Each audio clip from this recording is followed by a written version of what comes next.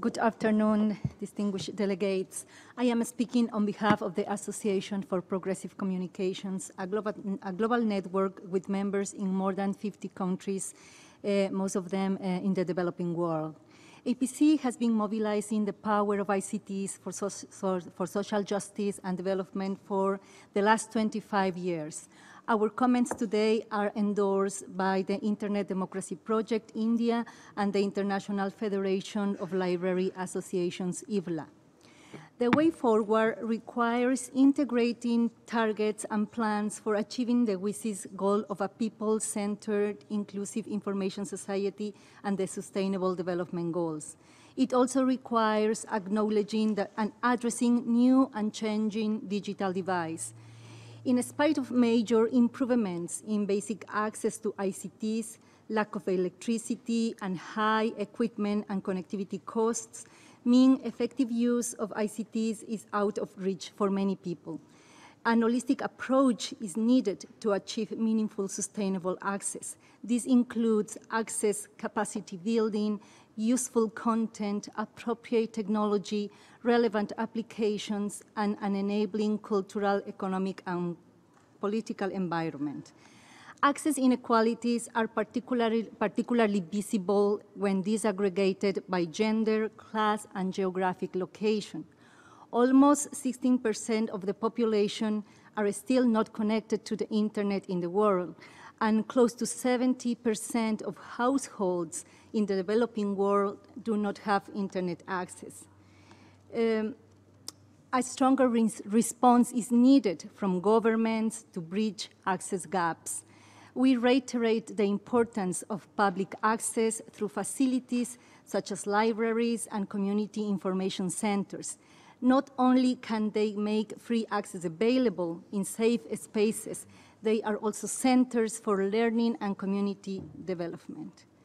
Market forces, policy reform, government-led efforts, and citizen and community-led innovation each hold a piece of the puzzle. Together, they can form a powerful vehicle for access that can drive development. WSIS emphasizes on human rights, and this remains one of its most enduring features. We need to move from the wide acceptance that the human rights standards apply online to actually making sure that they are respected. We need states to stop violating rights to freedom of expression and to privacy through their practice of online censorship and mass surveillance. We need businesses to stop or to be made to stop violating rights for commercial gains. Rights and development are integrally linked. Both WSIS and the Sustainable Development Goals recognize this. So renewed commitment is required by all stakeholders to achieve the WSIS goal of empowering women and ensuring their full and equal participation in all spheres of society. Poverty, patriarchy, and violence keep women from being able to use the ICTs freely. This, in turn, slows economic, social, and political development. Actions to promote women as innovators and decision makers in the ICT sector should be accelerated. Monitoring mechanisms should be implemented to better understand and coordinate efforts to achieve digital equality for women and girls. Now I will shift to Spanish for linguistic diversity purposes, if you allow me to do so. So, es debido a la... Because of WSIS, we have the Internet Governance Forum. There is no other forum which is simultaneously multi-sectoral, open, and inclusive, and linked to the existing intergovernmental systems of the United Nations where the states have a voice. It has become a platform of convergence of civil society, which assesses and involves other stakeholders in the debate. We'd like to see greater government participation in the IGF, and we recommend that member states support its renewal for at least 10 years more. we'll have citizen participation in order to achieve the vision of WSIS, which recommends the use of ICTs by states for governance. We call on member states to deploy efforts in the use of ICTs at the national, regional, and global levels for governance and to integrate the principles of multi-sectoral participation in public policy actions, not only those having to do with ICTs, but also in developing all public policies. The principles of participation and inclusion adopted by WSIS are an integral part of its review process and part of its legacy. We cannot achieve the goal of a people-centered information society without constantly adhering to these principles through processes that involve all stakeholders. Multi-sectoral participation has evolved and needs to make even further progress in order to be fully democratic and inclusive. The recognition that multi-sectoral processes need improvement should not undermine the affirmation of the principle in itself.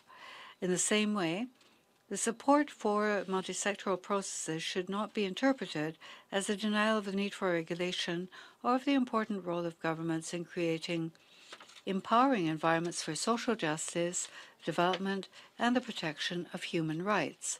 Strengthened cooperation and multi-sectoral internet governance are not mutually exclusive. We need both of them. Let us recall that inclusive internet governance becomes a standard at national levels. This calls for the recognition and respect of the vital role which civil society plays by making governments accountable and corporations respectful of the protection of human rights and the promotion of public interest. APC firmly supports the principles of the World Wide Net, which say that Internet is a global public recourse which must be managed in the public interest. To ensure that Internet develops and is managed on the basis of public interest, we need common principles and values. We recommend that the President of the General Assembly and co-facilitators of the WSIS review ensure an open, inclusive, participatory, and transparent process with the involvement of all stakeholders. I'd like to acknowledge the efforts of UNESCO, the ITU, and the CSCD to include all stakeholders in the process of WSIS, and we encourage the Secretary General to use and build on this work. Finally, we'd like to stress the centrality of sustainable development to this process. Geopolitical discussions on internet governance have obscured WSIS's core goal, which is making the most of the potential of ICTs for development. More than access to technology to prioritize this goal in the future is needed. States and other actors must commit themselves to social justice, cooperate and deal with problems such as poverty, war, and security exploitation, invest in human development, institutional capacity, human rights, sustainability of the environment, and democratic, transparent, and trustworthy governance. Once again, thank you for this opportunity, for sharing our perspectives, and we hope that all of us will have a successful WSIS+10. Thank you very much, Valeria.